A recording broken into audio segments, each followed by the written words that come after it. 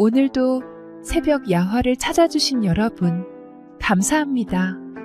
구독과 좋아요를 누르시고 행운을 받아가세요. 새벽 야화의 재밌는 이야기 시작합니다. 한양 동소문 밖 허물어져가는 초가집 한 채에 성은 알려지지 않은 가난한 선비 한 사람이 살고 있었답니다.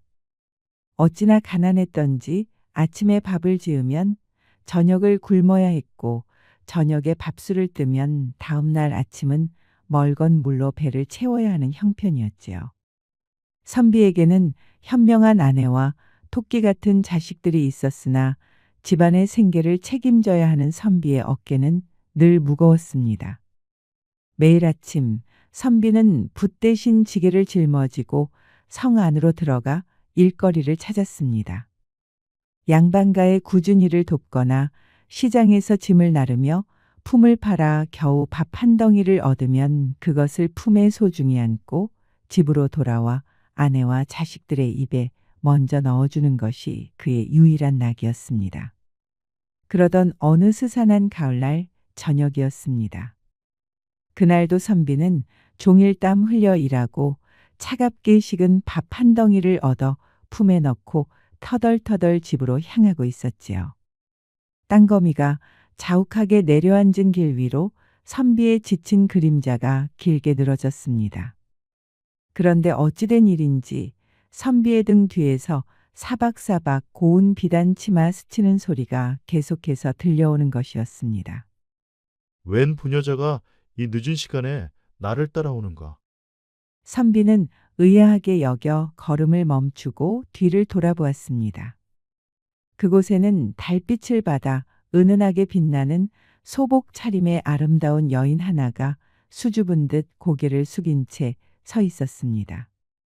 나이는 20살 남짓 되어 보였고 그 용모가 어찌나 단아하고 아름다운지 마치 하늘에서 내려온 선녀와도 같았답니다. 선비는 당황하여 자신도 모르게 한 걸음 뒤로 물러서며 물었습니다. 부인, 어찌하여 이 사람을 따라오시는 겁니까? 혹기를 잃으셨소? 아니면 무슨 급한 사연이라도 있으신 겁니까? 여인은 고개를 들어 선비의 눈을 물끄러미 바라보았습니다. 그 눈빛에는 깊이를 알 수 없는 슬픔과 함께 무언가 단단한 결심 같은 것이 담겨 있었지요. 여인은 붉은 입술을 열어 고운 목소리로 답했습니다. 아닙니다. 날이 수첩 길을 잃은 것도 아니요. 급한 사연이 있는 것도 아닙니다. 그저 나리의 뒤를 따랐을 뿐입니다. 내 뒤를 따르다니요. 나는 동소문 밖에 사는 가난한 선비일 뿐 부인께서 보시다시피 행색도 초라하고 가진 것이라곤 아무것도 없는 사람이요. 혹 사람을 잘못 보신 것이 아니요? 선비는 자신의 누추한 행색을 보이며 손사래를 쳤습니다. 여인은 그러나 미동도 없이 그 자리에 서서 다시 입을 열었습니다. 아닙니다. 수첩 바로 나리를 따라온 것이 맞습니다. 부디 소첩을 거두어 주십시오.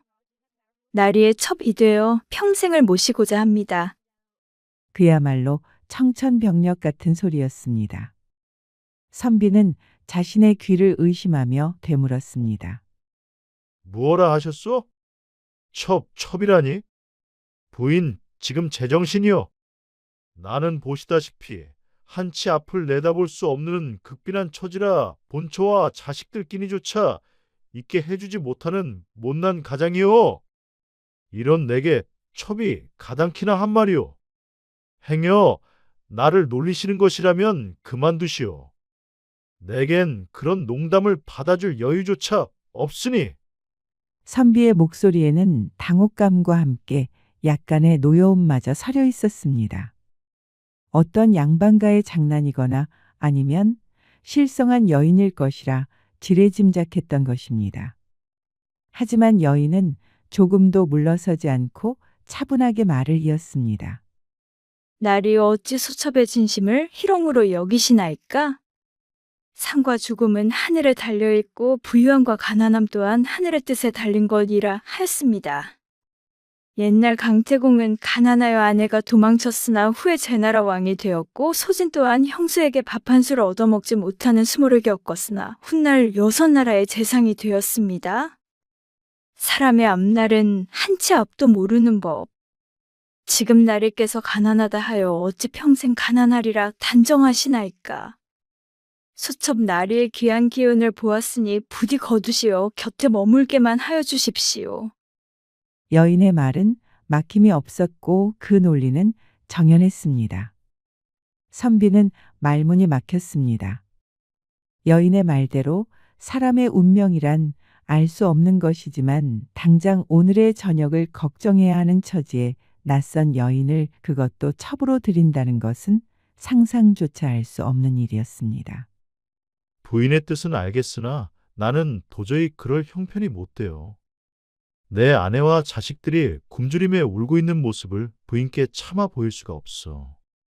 정녕 나를 위한다면 부디 발길을 돌려 가던 길을 가시오.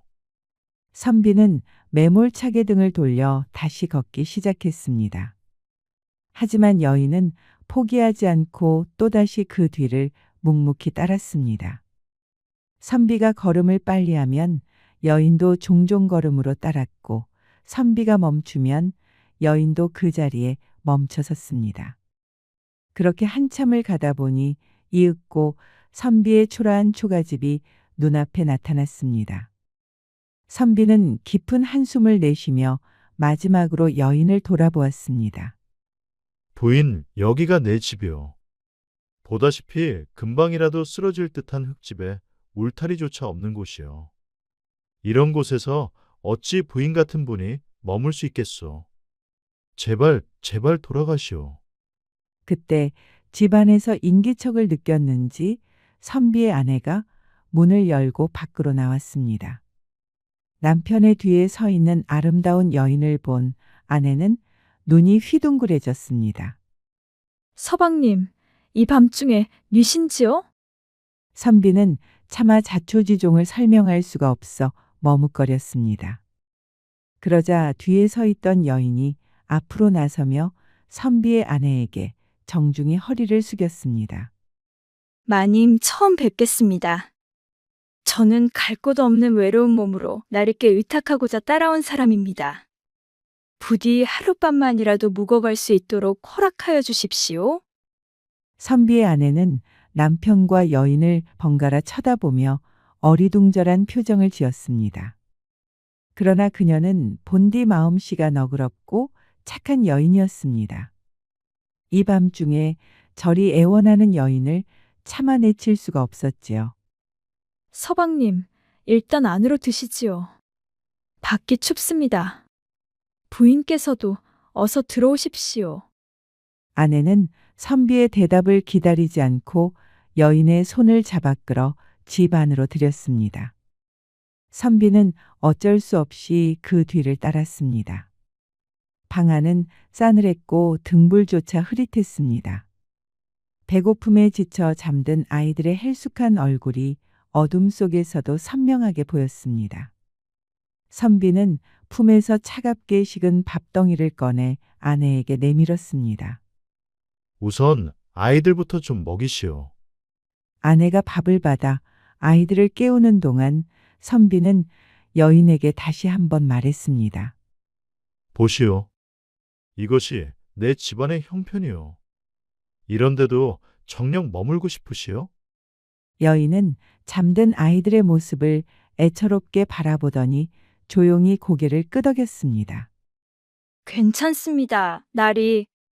내일 아침부터는 굶주리는 일이 없도록 소첩이 힘을 보태겠습니다. 그날 밤 선비와 아내는 한 방에서 여인은 건넌 방에서 각각 잠을 청했습니다. 선비는 밤새 뒤척이며 한숨도 자지 못했답니다. 도대체 저 여인의 정체는 무엇인가? 혹 우리 가족에게 해를 끼치려는 요물은 아닐까? 별의별 생각이 다 들었지만 뾰족한 답을 찾을 수는 없었습니다. 선비의 아내 또한 잠을 이룰 수 없기는 마찬가지였습니다. 제 아무리 마음이 너그러운들 난데없이 나타나 첩이 되겠다는 젊고 아름다운 여인을 보고 마음이 편할리 만무했지요. 그녀는 잠든 남편의 얼굴과 벽 너머의 여인을 생각하며 밤새 가슴앓이를 했습니다. 혹 서방님께서 밖에서 다른 마음을 품으신 것은 아닐까? 아니, 그럴 분이 아니시지. 그렇다면 저 여인은 대체 어떤 연유로 우리 집에 들어온 것일까? 의심과 불안이 꼬리에 꼬리를 물고 이어졌습니다. 하지만 한편으로는 내일 아침부터는 굶지 않게 해주겠다는 여인의 당찬말이 귓가에 맴돌았습니다. 설마 정말로?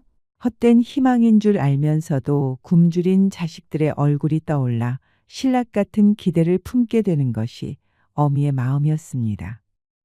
이튿날 아침이 밝았습니다. 선비가 부스스 눈을 뜨자 집안에는 구수한 밥 짓는 냄새가 가득했습니다. 어찌된 일인가 싶어 부엌으로 나가보니 바로 그 여인이 어디서 구해왔는지 모를 쌀로 밥을 짓고 국을 끓이고 있는 것이 아니겠습니까? 부인, 이 쌀은 다 어디서 난 것이오? 선비가 놀라서 묻자 여인은 미소를 지으며 답했습니다. 어젯밤 마님께 여쭈어 쌀떡이 비었다는 것을 알았습니다. 하여 소첩이 가지고 있던 돈으로 이른 새벽에 장에 나가 쌀과 반찬거리를 조금 사왔습니다. 어서 진지 드십시오, 나리. 여인은 어느새 따뜻한 밥과 소박하지만 정갈한 반찬들로 아침상을 차려냈습니다. 선비와 그의 가족은 몇 달 만에 처음으로 쌀밥으로 배를 채울 수 있었습니다. 아이들은 허겁지겁 밥을 먹으며 연신 맛있다를 외쳤고 그 모습을 보던 선비의 아내는 끝내 참았던 눈물을 떨구고 말았습니다. 남편에 대한 미안함, 아이들에 대한 안쓰러움, 그리고 낯선 여인에 대한 고마움이 뒤섞인 복잡한 눈물이었습니다. 그날 이후 며칠 동안 여인은 정말로 약속을 지켰습니다. 매일 아침이면 어김없이 따뜻한 밥상이 차려졌고 아이들의 얼굴에는 혈색이 돌기 시작했습니다. 선비의 아내는 말없이 그 모든 것을 지켜보았습니다.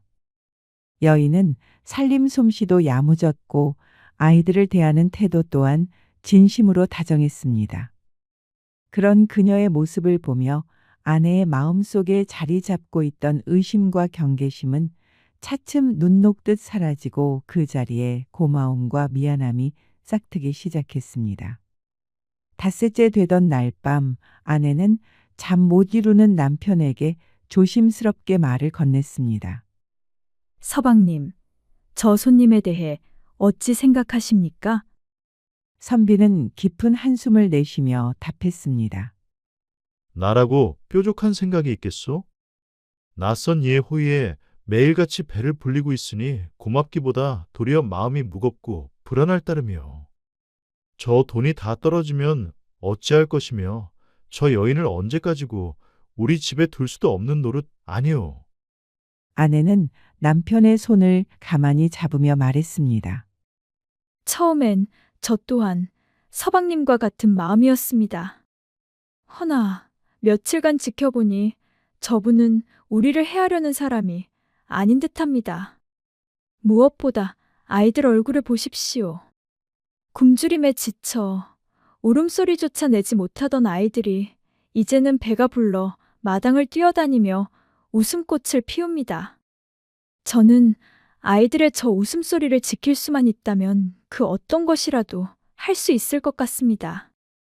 아내의 목소리는 떨리고 있었지만 그 눈빛은 단호했습니다. 서방님, 어쩌면 저분은 하늘이 우리의 딱한 사정을 어여삐 여겨 보내주신 귀인인지도 모릅니다. 이대로 그저 손님으로만 대접하며 돌려보내는 것은 하늘의 뜻을 거스르는 것일 뿐만 아니라 우리에게 내린 복을 제 발로 차버리는 일이 될 것입니다. 그럼 어찌하면 좋단 말이오. 내가 해줄 수 있는 것이 아무것도 없는데. 선비는 여전히 답답한 표정이었습니다. 아내는 큰 결심을 한 듯 남편의 눈을 똑바로 바라보며 말했습니다. 서방님, 부디 저분을 첩으로 거두어 주십시오. 부인, 제정신이요? 어찌 아내 된 이의 입에서 그런 말이 나올 수 있단 말이오. 선비는 기겁하며 소리쳤습니다. 그러나 아내는 흔들리지 않았습니다. 물론 저 또한 여인입니다. 어찌 질투하는 마음이 없겠습니까? 하지만 굶주리는 자식 앞에서 체면과 질투가 다 무슨 소용이며 달아빠진 자존심이 밥을 먹여줍니까? 저분은 우리 가족의 생명의 은인입니다. 그분을 정식으로 우리 가족의 일원으로 받아들이고 그 은혜에 보답하는 것이 인간의 도리라 생각합니다. 부디 저의 진심을 헤아려 큰 결단을 내려주십시오. 아내의 말에는 한치의 거짓도 꾸밈도 없었습니다. 선비는 아내의 깊은 뜻과 희생에 감동하여 차마 말을 잇지 못하고 그저 아내의 손을 마주 잡을 뿐이었답니다. 그날 이후 여인은 정말로 약속을 지켰습니다. 그녀는 자신이 가져온 돈으로 매일같이 식구들의 끼니를 해결했습니다. 선비가 일을 나가려 하면 여인은 이렇게 말하며 그를 만류했습니다. 날이 이제 굳은 일은 그만두시고 집에서 편히 글 공부에만 전념하십시오. 가장의 체면은 소첩이 세워드리겠습니다.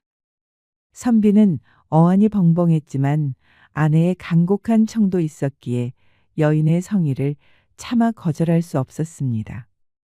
그는 반신반의하며 다시 붓을 잡았고 여인은 집안의 모든 살림을 도맡아 했습니다. 선비의 아내 또한 마음의 결정을 내린 뒤로는 여인을 친자매처럼 여기며 살뜰히 챙기고 의지하게 되었답니다. 하지만 여인이 가져온 돈도 얼마 지나지 않아 바닥을 드러냈습니다. 쌀독이 다시 비어가자 선비는 걱정스러운 얼굴로 여인에게 물었습니다. 부인, 이제 돈이 다 떨어진 듯한데 내일부터는 내가 다시 일을 나가야겠소.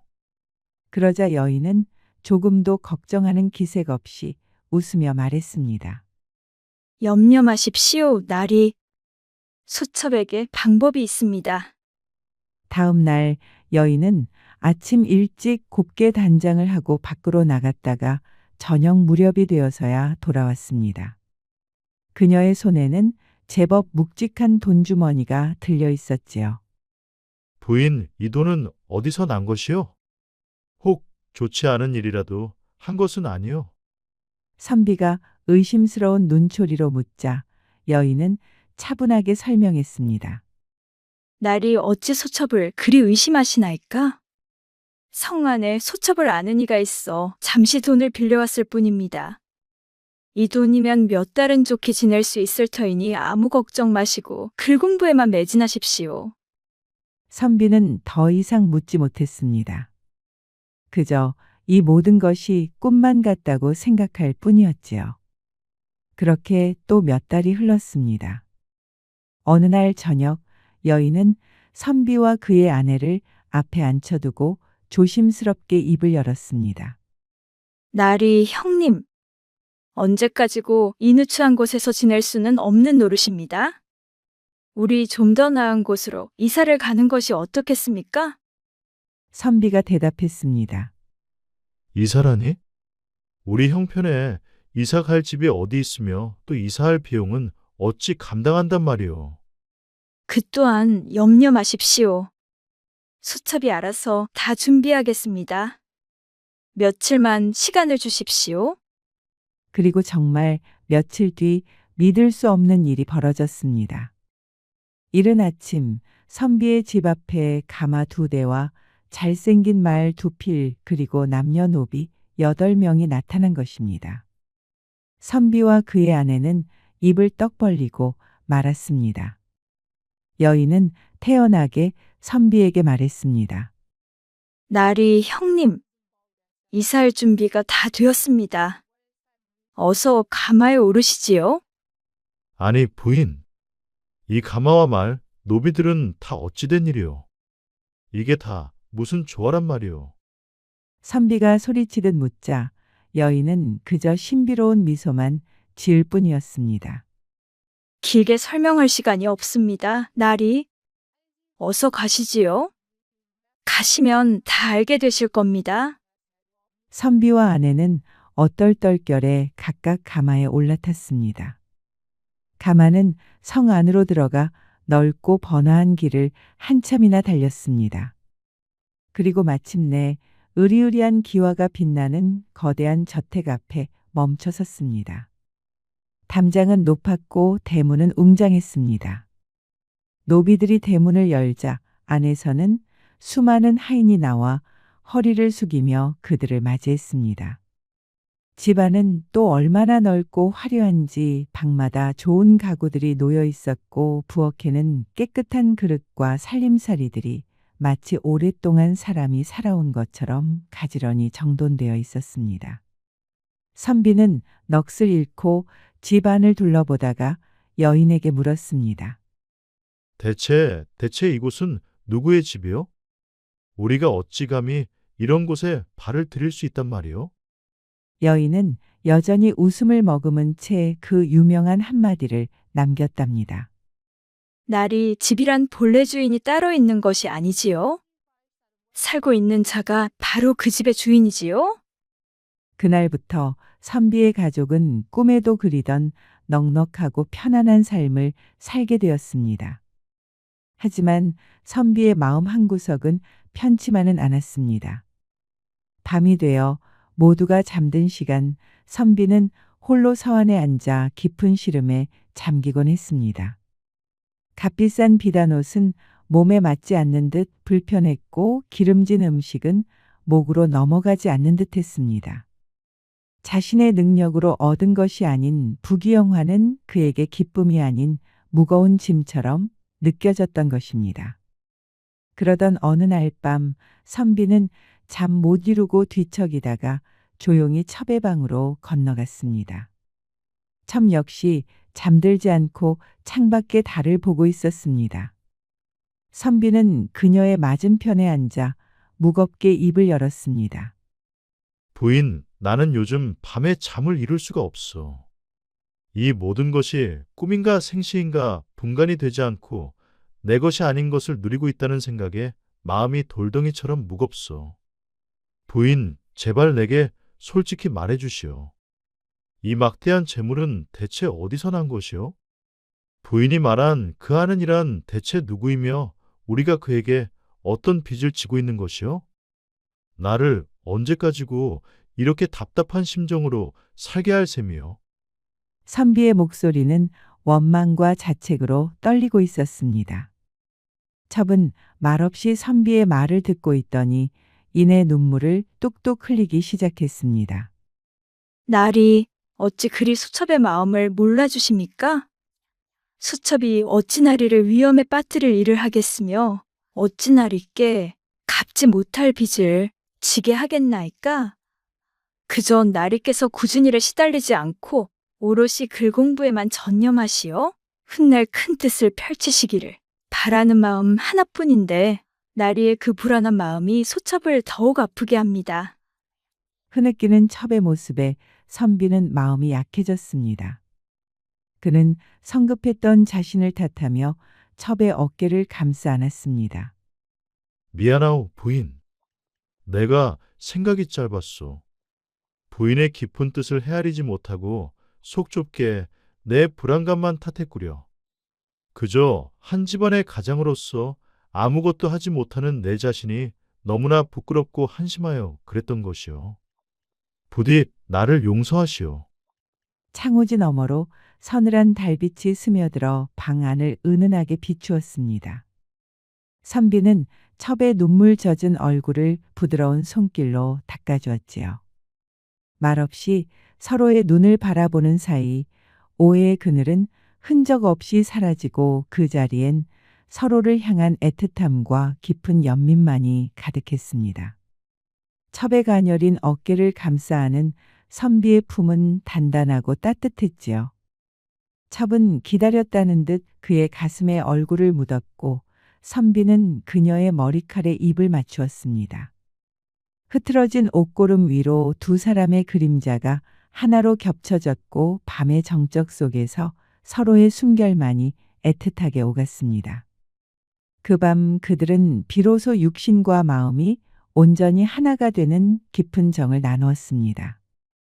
이는 단순한 정욕이 아니라 서로의 상처를 보듬고 운명을 함께 짊어지기로 맹세하는 거룩한 의식과도 같았답니다. 이튿날 아침 선비의 마음속을 무겁게 짓누르던 의심의 돌덩이는 흔적도 없이 사라지고 그 자리에는 오직 첩에 대한 굳건한 믿음과 그녀의 뜻에 보답하리라는 뜨거운 다짐만이 남게 되었지요. 새로운 집으로 이사 온 후 이동지라는 중년의 남자가 종종 집을 찾아오곤 했습니다. 그는 늘 인자한 미소와 함께 귀한 선물들을 가지고 와 여인과 한참 동안 이야기를 나누다 돌아가곤 했지요. 선비가 그가 누구냐고 묻자 여인은 이렇게 소개했습니다. 날이 저분은 소첩에 가까운 친척 어른이십니다. 소첩을 가엾게 여겨 여러모로 많이 도와주시는 분이지요? 선비는 고개를 끄덕이며 그 말을 믿었습니다. 시간은 흘러 또 몇 달이 지났습니다. 집안은 완전히 안정을 찾았고 선비의 얼굴에도 수심 대신 온화한 미소가 자리 잡게 되었습니다. 그러던 어느 날 밤 달빛이 교교하게 창가를 비추는 시간에 여인은 선비에게 뜻밖의 질문을 던졌습니다. 날이 요즘 생활이 편안하시니 참으로 보기 좋습니다. 그런데 혹 다른 첩을 하나 더 얻고 싶은 생각은 없으신지요? 선비는 마시던 차를 뿜을 뻔했습니다. 첩이라니? 그게 또 무슨 소리여, 부인? 나는 지금 부인과 본처 이렇게 두 사람을 모시는 것만으로도 분에 넘치는 호사를 누리고 있어. 더 이상 바랄 것이 없는데 어찌 또 첩을 드린단 말이오. 선비는 손사래를 치며 단호하게 거절했습니다. 하지만 여인은 끈질겼습니다. 날이 옛말에 하늘에서 주는 것을 받지 않으면 도리어 재앙을 입는다고 하였습니다. 이 또한 하늘이 나리께 내리는 복이니 거절하지 마시고 받으셔야 합니다. 소첩이 알아서 좋은 분을 모셔오겠습니다. 아니, 부인, 나는 정말 괜찮다니까 그러오. 제발 내 뜻을 좀 헤아려 주시오. 선비는 난감하기 짝이 없었습니다. 여인의 고집을 꺾을 수 없다는 것을 알기에 그는 결국 본처에게 달려가 상의하기로 했습니다. 부인, 이 일을 어쩌면 좋소? 둘째 부인이 또 다른 첩을 들여오겠다는데 내가 어찌 이를 감당하겠소? 새 여인을 한 지붕 아래에 두고 산다는 것이 말이 돼요? 선비는 아내가 당연히 질투하며 반대할 것이라 생각했습니다. 그러나 아내의 대답은 완전 뜻밖이었습니다. 아내는 환하게 웃으며 선비의 손을 잡고 말했습니다. 서방님, 그게 무슨 걱정하실 말씀이세요? 지금의 저 동생과 같은 분이라면 10명이라도 마다할 일이 있겠습니까? 덕분에 우리 식구들이 굶주림을 면하고 이리 호의호식하며 살게 되었는데 그분의 뜻이라면 따라야지요. 서방님께서는 아무 걱정 마시고 첩이하자는 대로 하세요. 저는 괜찮습니다. 아내의 너그러운 마음에 선비는 감동하면서도 한편으로는 더욱 혼란스러워졌습니다. 결국 그는 모든 것을 체념하고 첩의 뜻에 따르기로 마음먹었습니다. 며칠 뒤 정말로 예쁘고 어린 낭자 한 명이 여종 둘을 데리고 집으로 들어왔습니다. 나이는 17이나 되었을까 복숭아꽃처럼 발그레한 뺨에 맑은 눈을 가진 누가 보아도 귀하게 자란 티가 역력한 여인이었습니다. 다만 그 표정에는 깊은 그늘이 드리워져 있었지요. 첫 번째 첩이 새로운 낭자를 선비에게 소개하며 이렇게 말했습니다. 날이 이분이 오늘부터 나리를 모실 두 번째 첩입니다. 지체 높은 집안의 여인이시니 부디 예의를 다하여 소중히 대해 주십시오. 다른 것은 아무것도 묻지 마시고요. 선비는 그저 고개를 끄덕일 뿐이었습니다. 그는 첫 번째 첩이 시키는 대로 두 번째 첩을 맞이했고 기이하게도 세 명의 여인들은 조금의 다툼이나 시기도 없이 서로를 아끼고 위하며 화목하게 지냈습니다. 새로운 첩이 들어온 지 며칠 지난 밤 본처는 손수 다과상을 들고 첫 번째 첩의 방을 찾아갔습니다.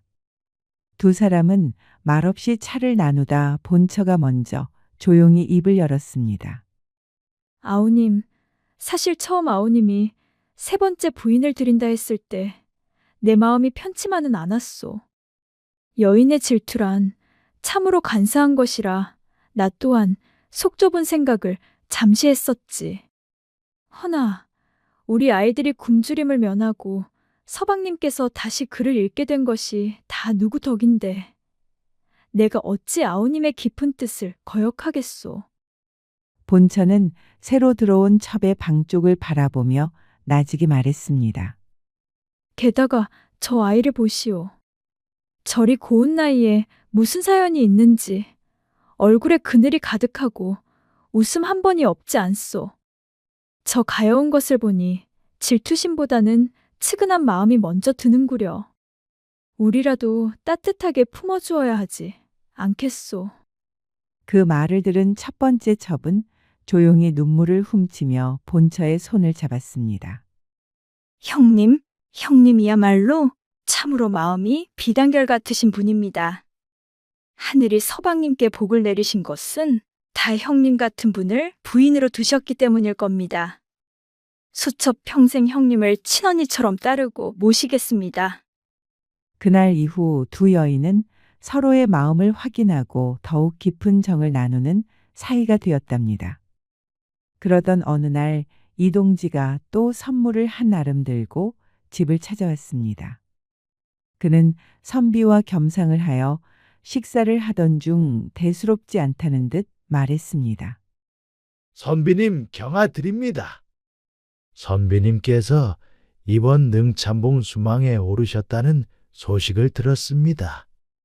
능참봉은 비록 종국품의 미관말직이지만 임금의 능을 관리하는 중요한 자리였기에 아무나 할 수 있는 것이 아니었습니다. 선비는 깜짝 놀라 되물었습니다. 동지 어른, 그게 무슨 말씀이십니까?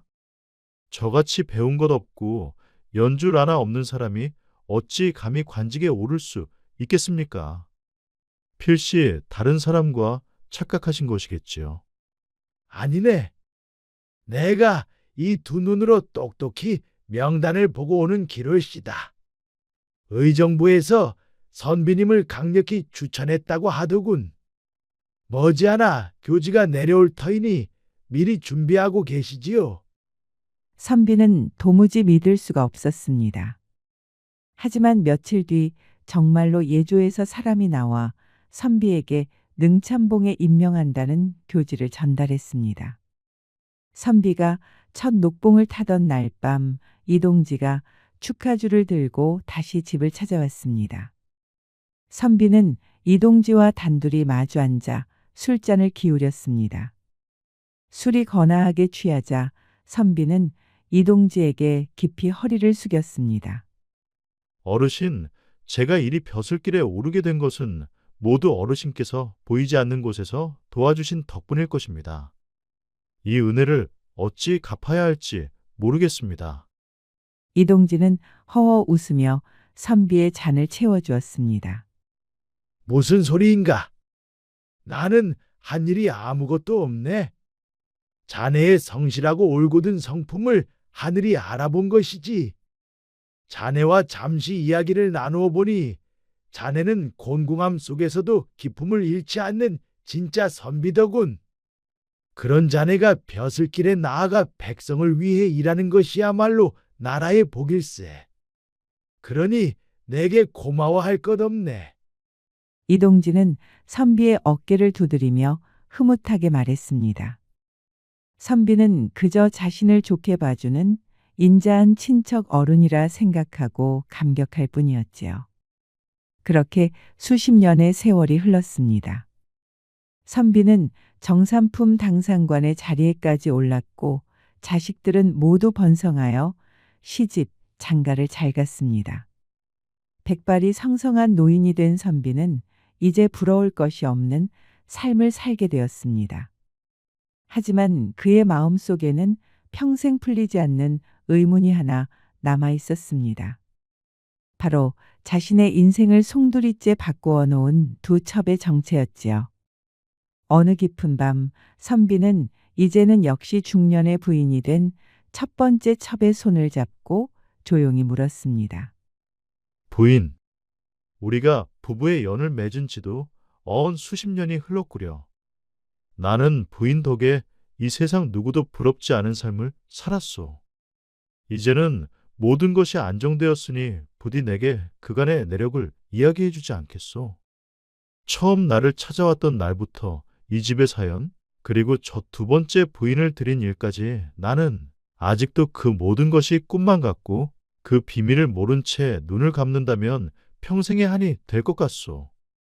첫 번째 첩은 선비를 바라보며 오랫동안 창밖의 달을 바라보았습니다.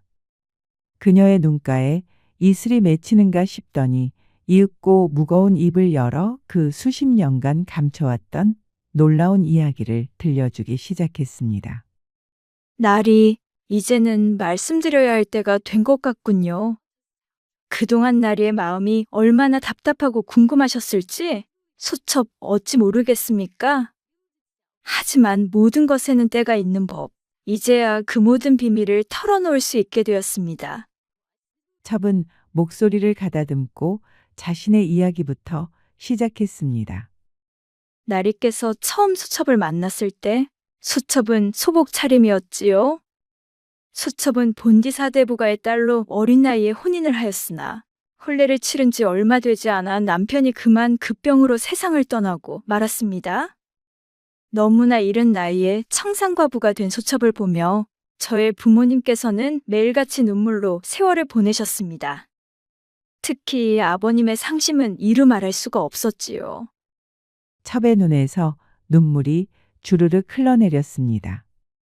그러던 어느 날 아버님께서 저를 부르시더니 눈물을 머금고 이렇게 말씀하셨습니다. 얘야, 이 아비는 내가 잿빛 얼굴로 평생을 수절하며 늙어가는 것을 참아 볼 수가 없구나. 이것은 너에게도 우리 가문에도 모두 불행한 일이다. 그러니 내일 아침 집을 나가거라. 나가서 내 눈에 처음으로 띄는 남자를 따라가 그를 평생의 지아비로 섬기며 살아라. 그것이 너의 운명이다. 하고 말씀이셨습니다. 수첩 아버님의 명을 거역할 수 없어 다음 날 아침 정처 없이 집을 나섰습니다. 그리고 집을 나서자마자 제 눈에 처음으로 들어온 분이 바로 땀에 젖은 채 힘겹게 걸어가시던 날이셨습니다. 선비는 입을 다물지 못했습니다. 기가 막힌 우연이었습니다. 첩이 말을 이었습니다. 수첩 이것이 하늘의 뜻이구나 생각하고 무작정 나리를 뒤따랐던 것입니다. 그리고 나리께 친척 어른이라고 소개했던 이동지 어른 그분이 바로 수첩의 친아버지십니다. 뭐라고요? 이 이동지 어른이 부인의 아버지라고요? 예, 나리. 아버님께서는 딸 자식이 굳은 일이라도 당할까 염려되어 몰래 제 뒤를 살피셨던 겁니다. 수첩이 나리의 댁에 머물게 된 것을 아시고는 딸이 가난 때문에 고생하지 않도록 남몰래 돈을 빌려주신 것도, 우리가 이사 올 이 큰 집과 살림살이 노비들까지 모두 마련해 주신 것도 전부 아버님이셨습니다. 살고 있는 자가 주인이라고 제가 말씀드렸던 것은 바로 아버님께서 이 집을 온전히 나리와 수첩의 것으로 주셨기 때문입니다. 선비는 비로소 모든 것을 알 수 있었습니다. 그동안의 모든 호의와 재물이 어디서 나왔는지 그 거대한 의문이 한순간에 풀리는 듯했습니다. 그는 자신을 위해 그 모든 것을 희생한 장인어른과 첩에게 무한한 감사를 느꼈습니다. 그랬었구려. 그랬었어. 나는 그것도 모르고. 선비는 감격에 겨워 말을 잇지 못했습니다. 첩은 그의 손을 더욱 꼭 잡으며 두 번째 비밀에 대해 이야기하기 시작했습니다. 날이 이제 두 번째 부인에 대한 이야기를 해드리겠습니다. 그분의 사연은 소첩보다 더욱 기구하답니다. 첩의 목소리가 더욱 낮아졌습니다. 저분의 아버님은 바로 이 나라의 영의정이신 대감마님이십니다. 영의정 대감? 선비는 또 한 번 경악했습니다. 한나라의 재상인 영의정의 딸이 자신의 첩으로 들어와 있다는 사실을 도저히 믿을 수가 없었습니다. 예, 날이 제 아버님과 영의정 대감께서는 아주 막역한 사이셨습니다. 그런데 공교롭게도 영의정 대감 댁에도 소첩과 같이 청산과부가 된 딸이 하나 있었습니다. 그분은 혼례를 치르고 신랑과 첫날 밤도 치르지 못한 채 신랑이 말에서 떨어져 목숨을 잃는 바람에 수실 때부터 과부가 되신 분이었습니다. 아, 어찌 그리 가혹한 운명이. 두 분께서는 만나실 때마다 서로의 가여운 딸자식 이야기를 하며 한탄하셨다고 합니다. 그러던 어느 날 제 아버님께서 영의정 대감께 소첩을 날있게 보낸 이야기를 들려드렸습니다. 처음 보는 남자를 따라가게 하여 새로운 삶을 살게 해주었다는 이야기를 들으신 영의정 대감께서는 무릎을 탁 치시며 이렇게 말씀하셨다고 합니다. 이복의 동지, 바로 그것이 내 딸을 살릴 수 있는 유일한 방법이겠네.